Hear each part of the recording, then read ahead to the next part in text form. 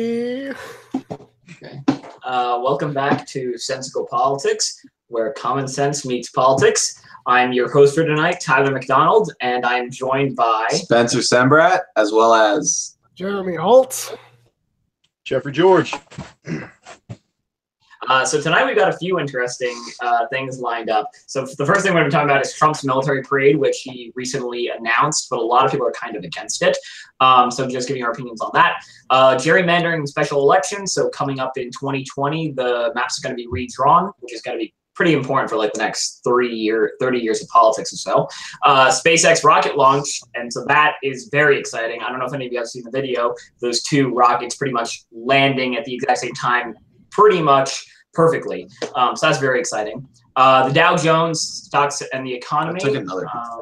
It did kind of go down today.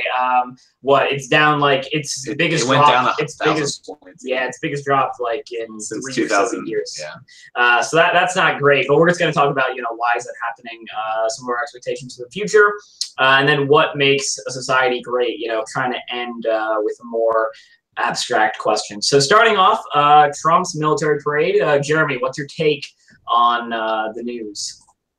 Yeah, so recently, and by recently I mean this 4 hours ago.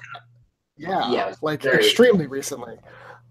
Trump said that he wants a military parade a la Bastille Day to happen in America. And lots of people have already came out and said this is something that's not okay. This is showing your military might. This is something a dictator does. And I would like to say that I don't necessarily disagree on that front. Like, it's a monarchist tradition. It is something that a government does to show its power, or a single man to show his power. It is not exactly something that a free society does. That's why America really doesn't have military parades ever, besides at the end of World War II, whenever everyone came back, and that really wasn't a parade. So it just seems very weird for specifically our country to have a military parade. It doesn't really make any sense. We celebrate our veterans whenever we can. So there's no reason to show military might to our civilians. They don't need to see that. Spend the money and have them do their job. At the same time, I agree with you, but I think it is kind of good. Maybe not in this sense of a parade, but for people to see kind of what this, the $70 billion is doing for, the military, just to kind of see it in action. The thing I'm against is, well, according to the New York Times, it would be a $12 million military parade, which why use $12 million on a parade? That seems, stupid. Go on Facebook Live and walk around, I don't know, West Point or something like that if you really want to show them off. But I'm not so much against it because other dictators have done it or anything like that. I'm more against it because, well, it's a waste of time and a waste of money, I would say. Or Jeffrey's actually in the military. Are you a fan of this or no? I definitely kind of see the points where people are coming from. I mean, I don't know. It's one of those things where it might be kind of neat to for people to see how badass we are, freaking how powerful or whatever. But at the same time, I also understand that is typically something a dictator does, and it is an exuberant amount of money to spend on just showing off how cool we are. I really don't feel like people need. I don't think we need to show them. I think they know how cool we are. We freaking, won 2 world wars, not single-handedly, but we did, put a significant effort into both and contributed heavily to both wins. I mean, I don't know. I think it's a little unnecessary, but I don't know. I think the money could also go into other things. I mean, obviously you're going to do what you're told, by whoever's in charge. But if they were like, all right, you're, I don't know, platoon or whatever they call it that you're in, if they were like, all right, yeah, we're going to go walk through, the streets tomorrow and show off how, awesome we are. Would you, obviously you would do it if you were told to do it, but would you be behind it? Would you think, oh, this is cool? Would you know? I don't know. If they asked me to do it personally, I mean, it might be cool. I don't know, man. If the president was watching us like there, that would be interesting to be in such a close proximity to him. But I don't know. That's actually a really good question. I don't really know the answer to that unless if that had to actually happen. But I don't. It's not going to happen. Not for me. But if I'm right, then this military parade got like rejected, right? It's not happening, right? Or is it still? Trump said he wants to do it. That is pretty much it. And does it have to be voted on or anything, or he can just, call out the military and have them walk? I'm pretty sure he can just have it happen. There's not really any precedent set. Like I said, this doesn't happen. Right, yeah. I mean, I do think it's better for the military to be over here on our shores than in other countries, like actively killing people or like on the ground, because I think it's a lot safer. But also I don't know. I think I don't like the unnecessary spending, but I do think it's better for them to be over here than it is to Libya. Be for some country where they're in danger or where we are spending a lot more money. I mean, it's more expensive to literally be having a military in other country than it is to just do a parade here. So, so I think there is some. Well, aren't the people that would be on parade be the people that were already here, right? Or would they call people? I don't know. Yeah, that'd be nice for like a stimulus. They would bring people that were deployed. They'd be like, "Oh, okay, you've been deployed for 9 months or whatever. Okay, you can come back." And I'm sure they would actively honor people. That would be nice. That I could definitely get behind.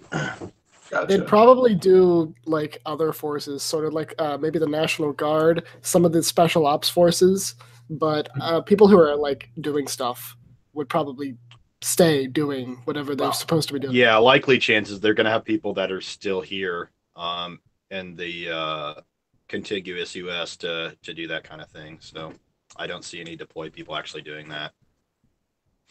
Okay, gotcha. All right, well, I actually didn't know realistically informative. Well, next thing I want to talk about was gerrymandering and with the special elections and everything. Gerrymandering. What is it? How do you say it? Jerry? Okay, whatever. Gerrymandering. It's okay. I don't know much about that system.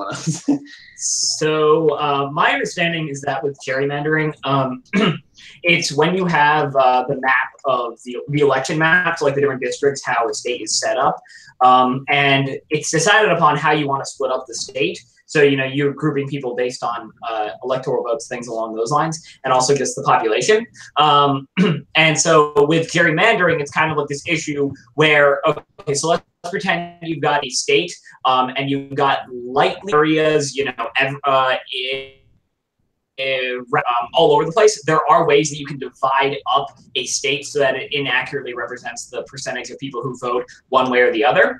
And so that's kind of like the idea behind, gerrymandering. So you can see an image of it on the screen. So on the left, you'll notice that you actually can get 5 Republican votes versus the 4 that you would have in a predicted outcome. Mm-hmm. And then you would have 7 Democratic votes versus the 8 that if it was split up in other ways. So you'll notice that there are different ways you do this. Kind of redrawing the lines get you more votes. Exactly. And there are some, if you look up like the most ridiculous gerrymandering lines, you can see some pretty crazy ones. So we'll pull up some of those on the screen. But if I'm not mistaken, the lines are going to be redrawn in 2020, which is why it's rather a big deal who wins both.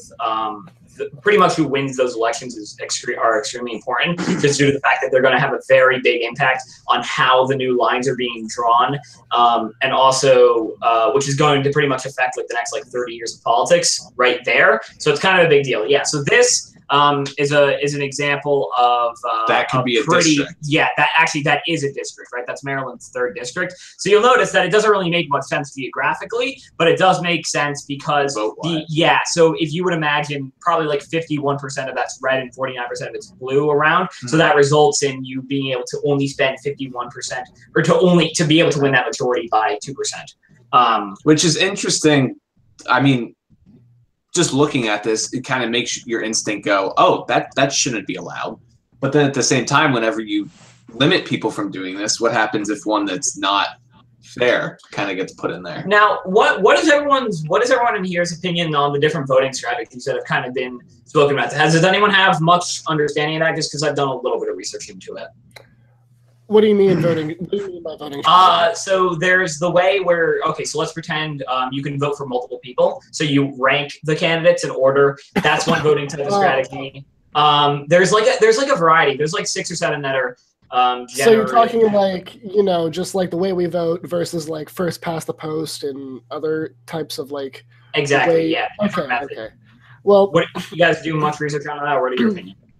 It's been a long time since I've actually like looked at that kind of stuff. Although I don't think that's really like one of the topics at hand. I suppose.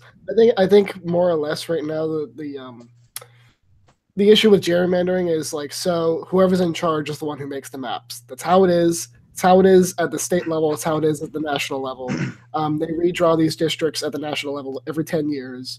And at the state level, they do it every once in a while.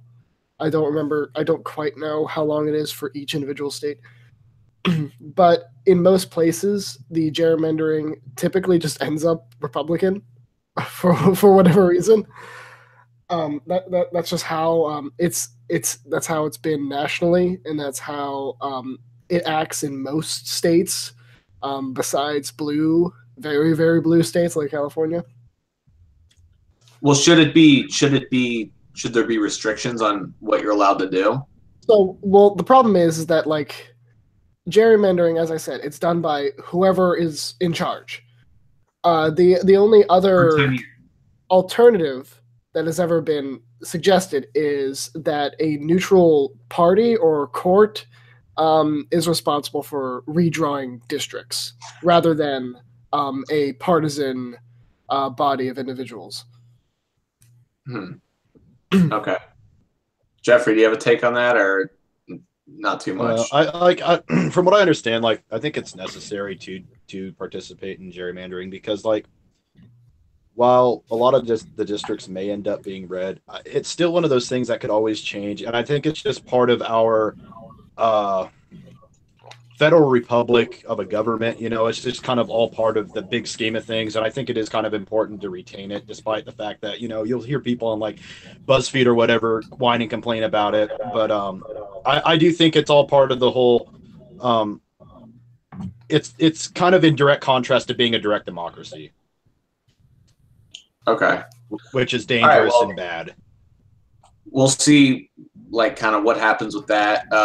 It'll probably just stay the same, but still, like, those ridiculous districts that people were drawing, maybe, I don't know, something will change with those. But something a little more interesting is over the past couple of days, we had Elon Musk's SpaceX demonstration of their takeoff and landing. Personally, I think it's pretty cool. I think it's pretty cool that President Trump recognized them too. Although people complain like a lot that, or maybe not too much, but they complain that these big private companies like SpaceX and Amazon's Blue Origin stuff are getting massive like subsidies from the government to fund space travel. I'm pretty against the subsidies, but at the same time, even with the subsidies, it's still pretty cool that this, you know, commercial space travel is you know, in the works of being built, and they're able to land it without, you know, just dropping all their engines or crash landing into the Atlantic Ocean or something like that. So just even the envision, aside from all the politics of it, thinking that maybe we can, you know, leave the atmosphere commercially, just like flying to another state, that seems pretty cool. We actually have the video for those that haven't seen it of the landing. So we'll bring that up. Jeremy, did you watch the lander take off, or have you've seen it, right? Well, I actually didn't get to. I only got to see sort of like what everyone was thinking about it and such.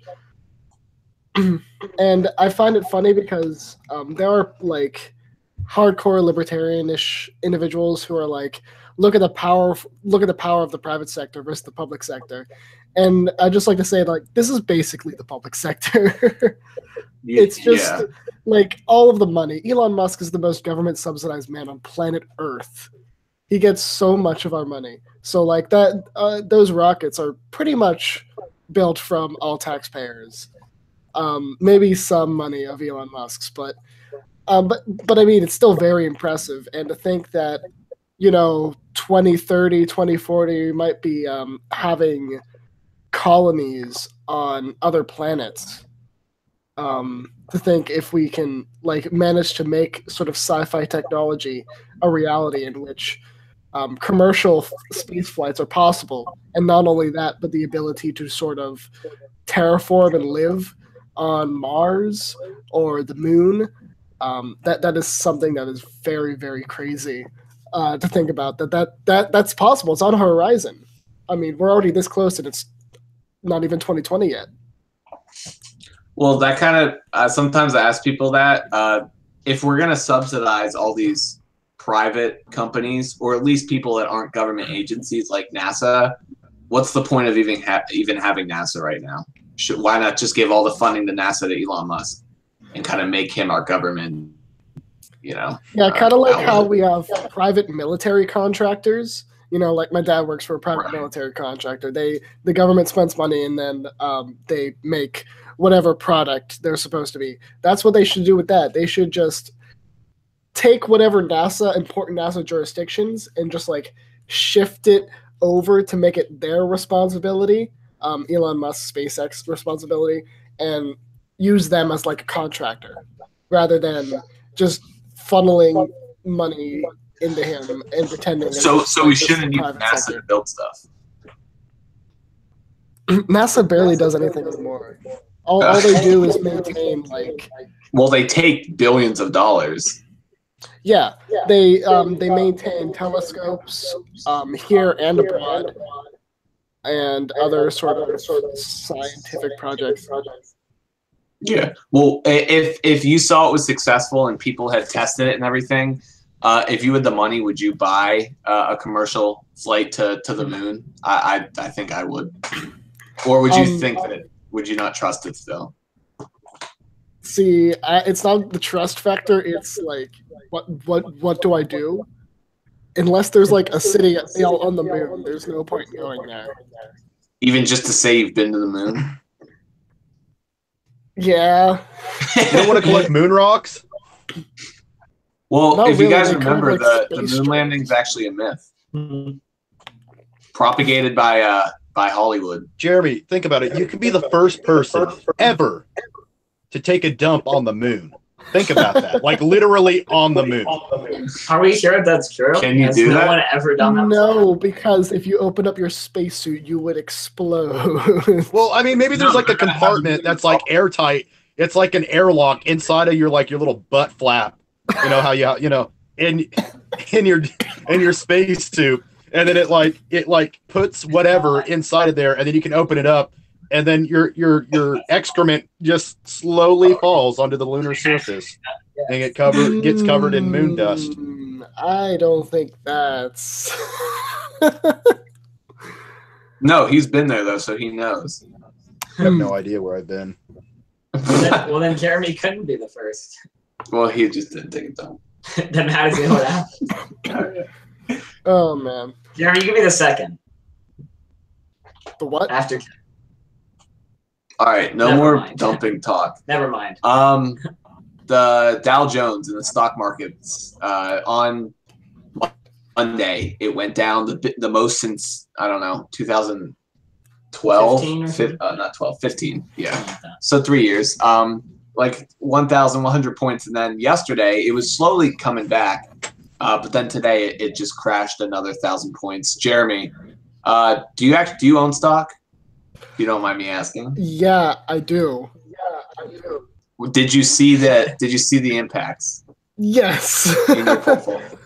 You did? Okay, because Tyler and I did too. And it's kind of weird seeing it. I'm kind of curious. Directly, yeah.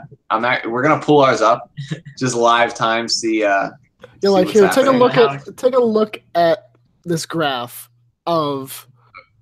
That's not good. Wait, but you're up today. No, I'm actually not. Take a look at this. Let's see. You can't see it, but it's down in the past week. It's down $300.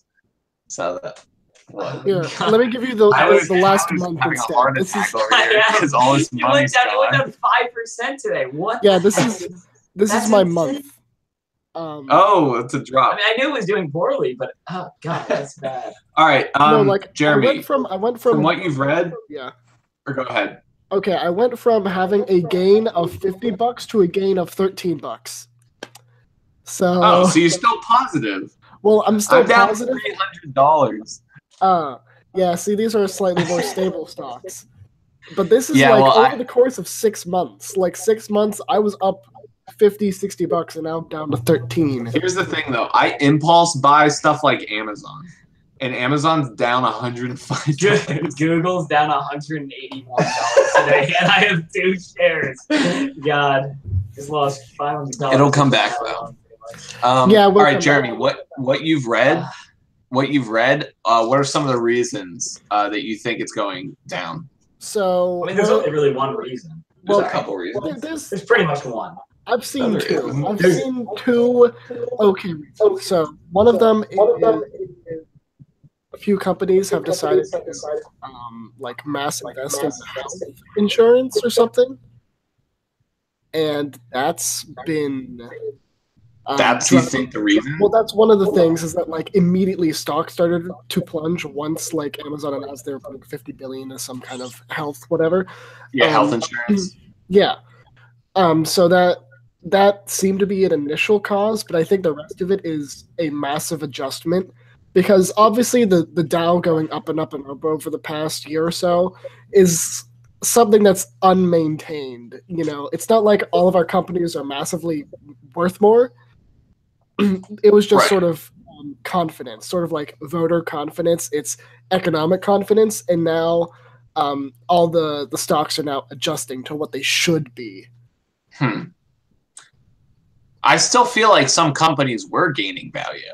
They weren't just getting more confident. Oh yeah, that's why at the end we still will be better off than whenever all this stuff started. But it's not worth as like the Dow Jones going up, all that insane stuff.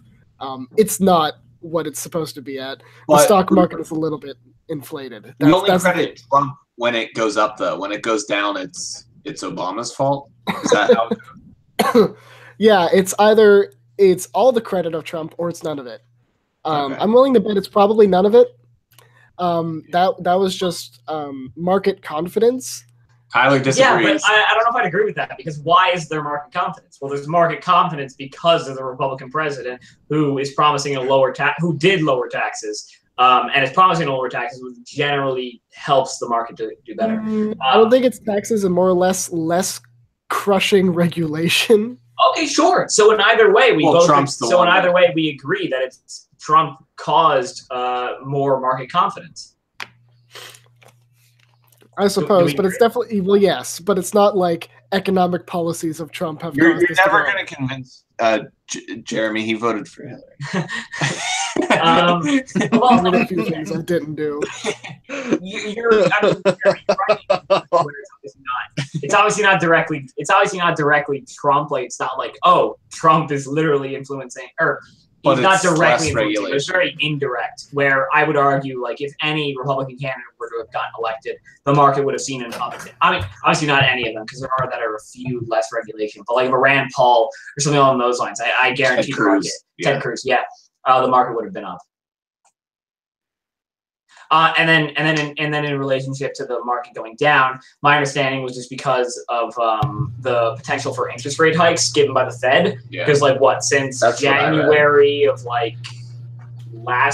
January of a year and a half. It was a while ago now. I'm trying to think. It was slightly over a year ago, wasn't it? A year and they started raising the interest rates by 0.25%. I think generally, pretty much every raise was that point. Well, also they have to recalculate inflation, and that slows growth. When did they recalculate? No, I thought they are doing that soon. For the increase. Well, that's probably what they're doing. Similar thing. Range or aim for about 3%. I don't know. Jeremy, do you think it will get back to where it was, or I'm getting from what you said, I'm gonna say you don't because it's readjusting to where it should be. Yeah, it's going to readjust to some level. the But level not all the of which way I back don't up. not know. It's not going to go back to where it was. Not that insane number. That's not happening. But well, how much was it up? Sorry, market was up like what 20% in like the span of like, at least when I was looking at it, it was like 20% in the span of like 5 months. Yeah. which is a lot considering that it's generally like the average, at least according to like the S&P 500, is like 10% a year. So Yeah. It's still. I mean, I could be incorrect about this, but I still think it's doing better than like what we generally do he was in the saying span that. of, what we generally do in the span of 5 months. It's That's what doing he's better. saying. It's recorrecting to kind of where it. Well, not all the way down, But we're still doing better, is what I'm saying, than Right. even the. So correction. do you think it'll go back up? I think it'll go back. yeah, all the yeah, way? I think It'll it be will go fine back. in like 3 weeks. We won't be back at the height, but we'll be We close. guess. Yeah, there's Jeffrey, no way we're getting back to that. do you own stock or no? A little bit, yeah. It's kind of one of those things where it just grows a little bit at a time. Like it takes some money Did out you of my see? Have you paychecks. checked it? Did you see any impact? I or have no? not. I have not checked it yet. No, I need to do that. I don't know. If you have it in pretty safe stuff, you might not feel it that bad. But I don't know. Yeah, I feel like I try to do like everything. utilities and things like that because like utilities are one of those things that like doesn't Yeah, it's it kind of doesn't leave it grow very quickly, but it's really stable because it's something everybody needs. And a lot of times they pay dividends too, so those add up after a while. Yeah. Yeah, although All right. since right now it's a little bit down, so any people who are looking to get into stock, right now is the time. Go and Buyer's buy something like real estate, because those things go up a lot. You're just telling them that because you want your shares to go back up, don't you? Well, I don't even know if I have any real estate. Go back in the market. You know what? Specifically invest in these stocks. These are the ones that I'm in. I don't even know if I have real estate stocks. So probably female products. Oh, I do have some. I do have some. Never mind. I have $48 worth of real estate stocks. Oh, now you're doing Yes, it. I know. All right. Well, the last thing we wanted to talk about was what makes a society great. It's just kind of one of those cool questions. Probably differs. There isn't one real answer, but I feel like there's pretty accurate ones. We'll start with Jeffrey. Jeffrey, what do you think makes a society great? I know I kind of put you on the spot there.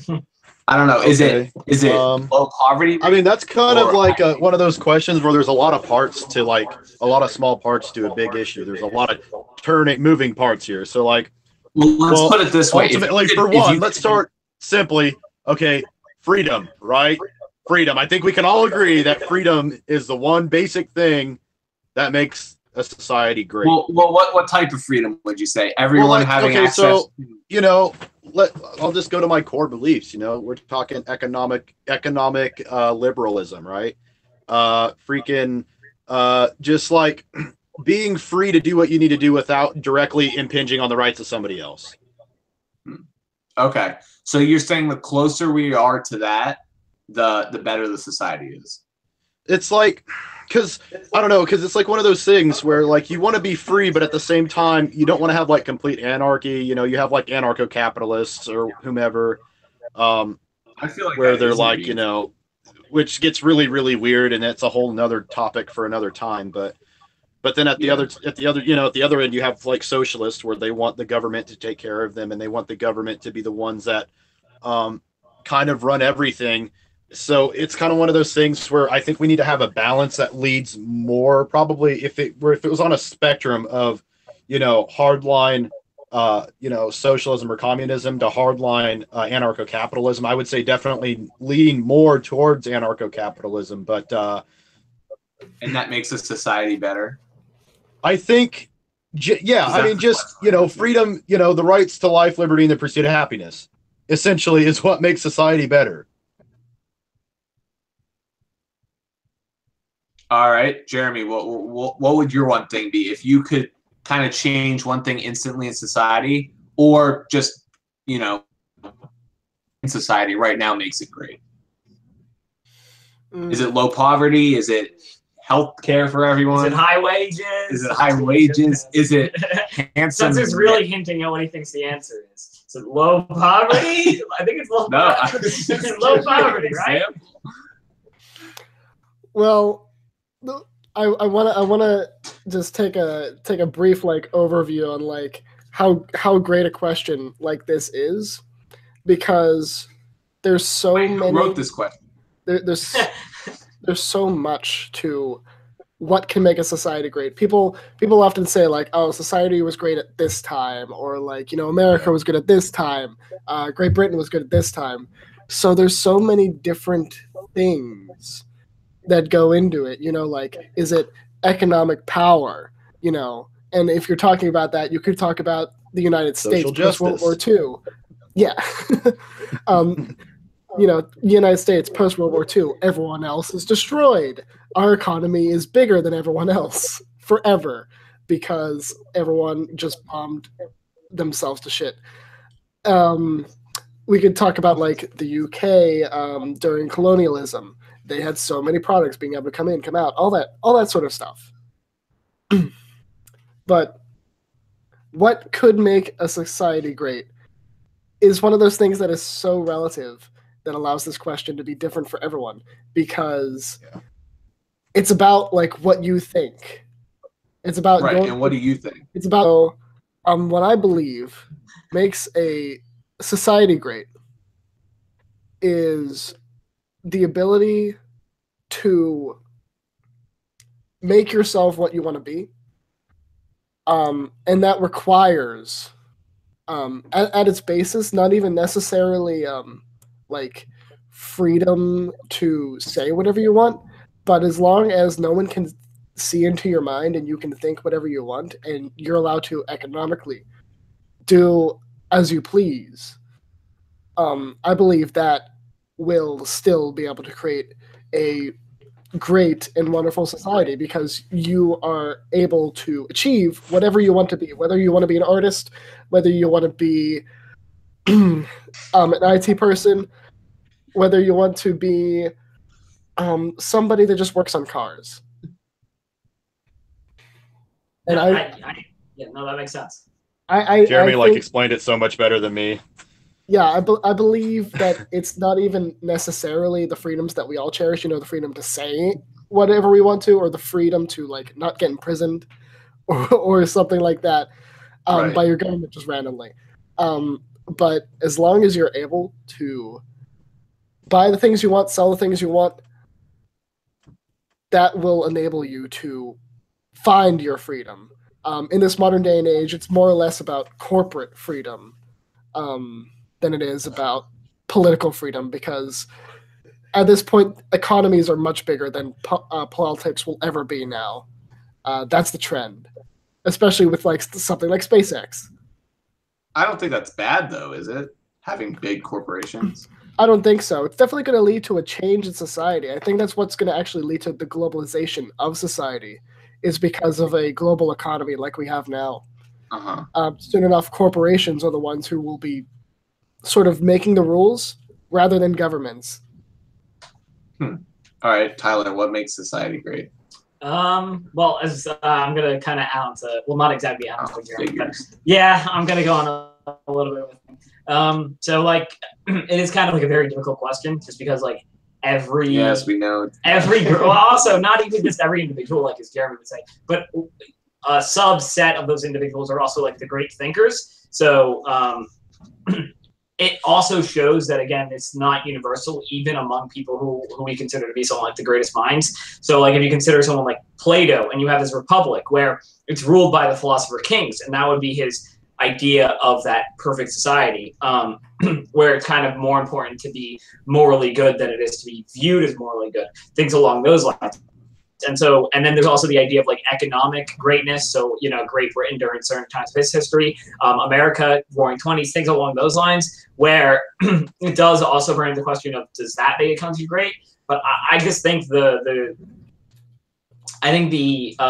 one sentence or short sentence explanation would just be, a society is great when the individuals in that society have an objective sense of values. So it doesn't really, of course I have opinions on what those values should be, and I think I do, but I think it's more important that you just have that ground floor of values that it's built on, because if you don't have that, no one can really make any progress. I think progress is important. So even if maybe your foundations aren't the best, it's at least better to have those foundations than it's better than to not have any, because those foundations can also be reworked over time, instead of just having none and then evil society. So that's kind of where I guess that's what I'd say, is just having that sort of objective. Just to kind of piggyback, because I agree with all you guys, but not to pat America, I also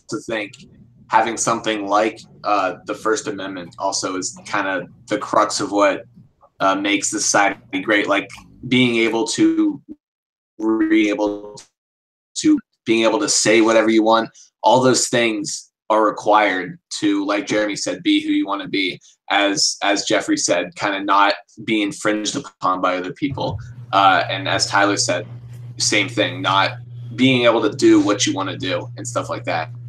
And I feel like the First Amendment being number one also was on the forefront of the founding. And I think it's amazing how much they, envisioned for how the future would turn out and what things would be like they had envisioned. But I think that's a good last question to end on. Does anyone have anything else to add to that? I kind of want to clarify a little bit. So it was kind of really, I was just like not expecting, like I was like, let me try to explain this. But to explain it like more eloquently is, I think society is great when people are afforded the right, not even so much just the like the government doesn't give you, God-given rights to make as much money as you want to make, say what you want to say, with, of course, with the exceptions like starting a riot, but that goes without saying. Being able to defend your life against those who want to take it, i.e. the right to bear arms with pretty much unlimited, with very little exceptions to that rule. And then, just being able to pursue what you want to pursue without anybody hindering you. The only person that can hinder you is yourself and only yourself. And that way, if you rise, then it is nobody's, it's up to nobody but you. But if you fall, it's also nobody's fault but your own. Ultimately, that's kind of what I was trying to get that's at. true. That's sort of like internal locus of control. I think that's a pretty important idea as well. And I think all those things combine really well. All right. I don't know if I have anything else. There was one thing I wanted to say, but yeah. So basically, negative freedom is what makes society great. Kind of not being infringed by anyone else. It's not really defined. We didn't define what negative it's all right. freedom was. It's all right. And yeah, I think that's all we have for today. So I think Jeremy's cooking dinner right now, so that's why he can't talk. But I'll say bye for him. I'm Jeremy Holt. I don't know what I'm talking about. Signing off. All right. Any last words from you? From Illinois? Jeffrey, what state are you in? What state am I in? Yeah. Currently, I'm in I work in the state of Iowa, but Illinois is literally to the right of me. All right, I was just like a mile away across the river. The Union of Soviet Socialist Illinois. That is my state. Unfortunately, I don't claim it. That's why I joined the Iowa Guard. That way, I don't have to swear to defend the Illinois governor. I defend the Iowa governor. There we go. Fair enough. We'll come to New Jersey. It's the best state to defend not governors. But... Chris Christie's gone, so why protect anyone? No. All right, well, that's all we have. We'll talk to you guys later.